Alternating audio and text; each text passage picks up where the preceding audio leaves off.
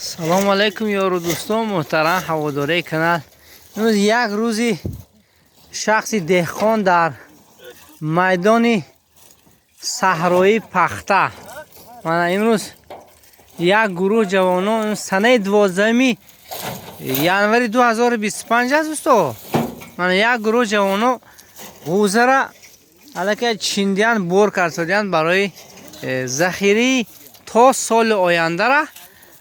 هم خیلی در بین یک جوی هست، از همین جوی وای طرف نگاه کنیم اگر تخته سفید به نظرم چینه که یک باشد در کار، یکم خیلی برگش نیست. نمیدونم چی سبب باشد، زمینه کی باشن اینقدر سفید در دوستان نگاه کنید. تخته سفید ایستادگی است. مانا یک خیلی تخته مانا روشد بودو، لیکن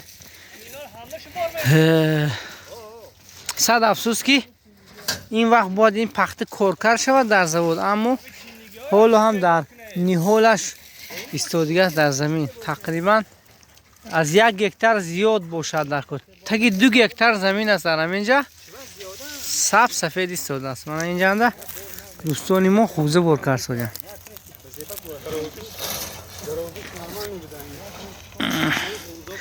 ویدیو با شما پسند آید حتما فکر و اندیشه خوبی خود در زیر نوار میگذارید دوستا. باقی سربلند و خانه آباد باشید.